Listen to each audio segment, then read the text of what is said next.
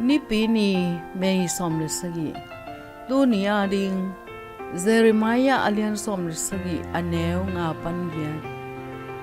Topa muangin amah beel mi in thupha nga ahi Jeremiah alian som sagi aneu sagi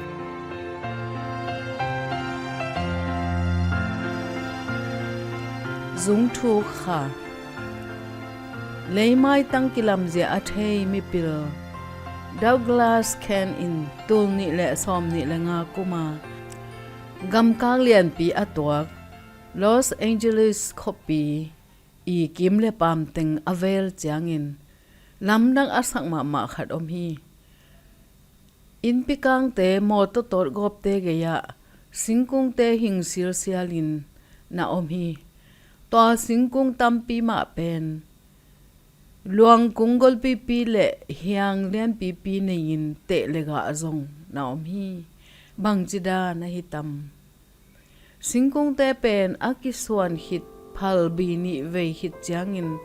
azong te in le hoina mun bun sukina leinom leinel te nga u a ahyang te kyanga po ku hi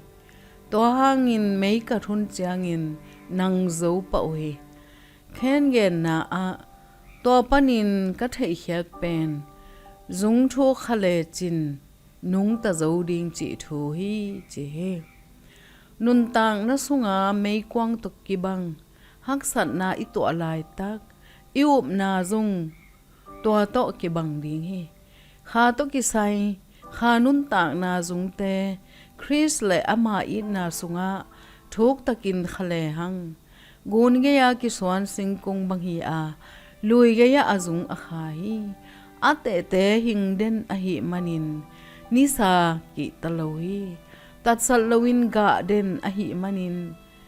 gwa zuk lo kum chang in zong lung kham ton lohi thu tang gen den Jeremiah in mi bek moanin anei mi in ham sian na nga ding chi in hlil phong hi ama pen se nel gama apo sol bok bang hi a khangin abok aphazo ke ding hi to sang sikin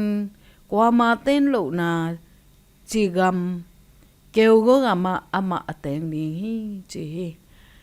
pasien imuan ding bangzan hoi zo ding pasianin ai na dam tui hong luan changin hak sat hun na ngona hing thein ama sunga khaga te iga phathei Krisunga